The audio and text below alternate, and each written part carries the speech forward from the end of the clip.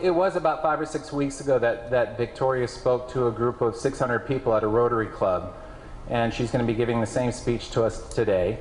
And I saw it, I think a week or so after it hit the web, it started going around, and so I quickly got on the phone and talked with her dad Zane and invited them here. And so we have a very special treat. So Victoria, come on up, do your thing.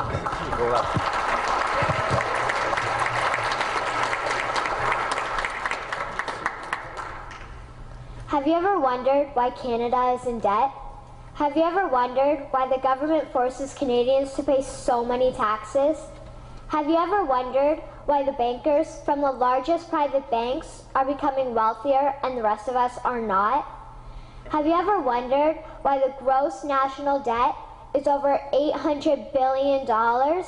Or why we are spending $160 million a day on the interest of the national debt? That's $60 billion a year.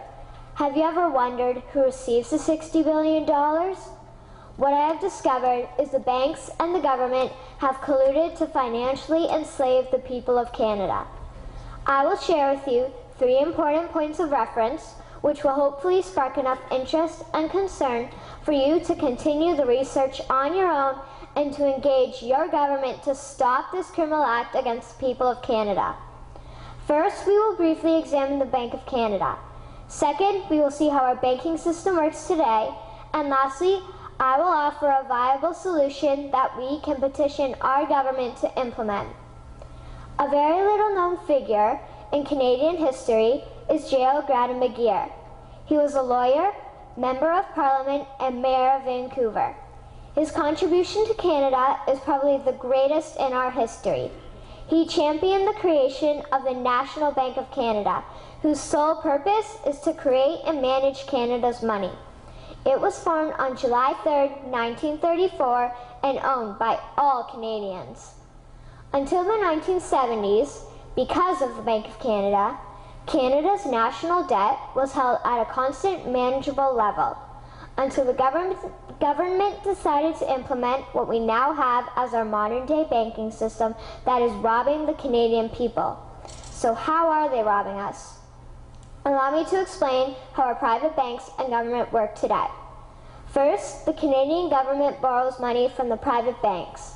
They then lend the debt-based money to Canada with compounded interest. The government then continues to increase taxation of Canadians year after year in order to pay back the interest on the exponentially growing national debt. What results is inflation, less real money for Canadians to spend into our economy, and the real money being used to pad the pockets of the banks. Also, the government gave the banks the ability to loan out money that doesn't exist in the form of loans. When a bank gives you a mortgage, which literally means a death pledge, or a loan, they don't actually give you money. They click a key on a computer and generate the fake money out of thin air. They don't actually have it in their bank vaults. Presently, the banks only have $4 billion on reserve, but they have loaned out over $1.5 trillion. To quote Graham Towers, each and every time a bank makes a loan, a new bank credit is created. New deposits, brand new money. Broadly speaking, all new money comes out of a bank in the form of loans. As loans are debt, then under the present system, all money is debt. What I find interesting is even Jesus, in Matthew 21, drove out the money changers in the temple because they were manipulating the currency to steal money from the people. The private banks are just like the money changers in Matthew 21.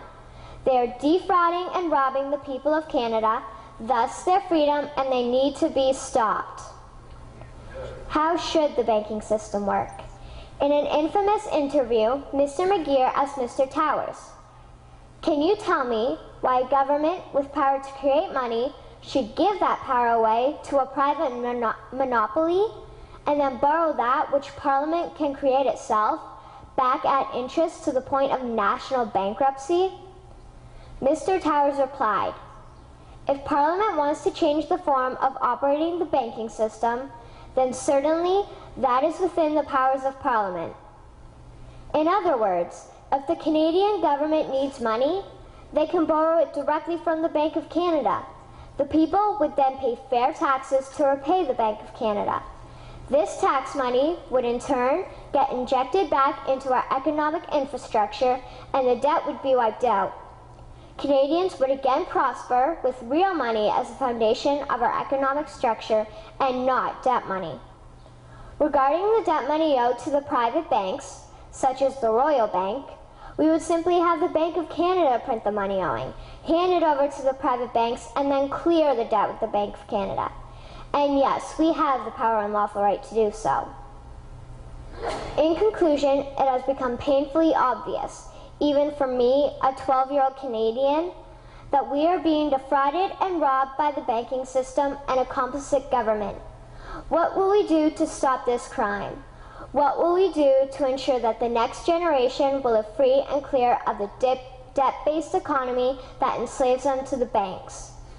Margaret Mead said the following, and I hope that all of you remember this.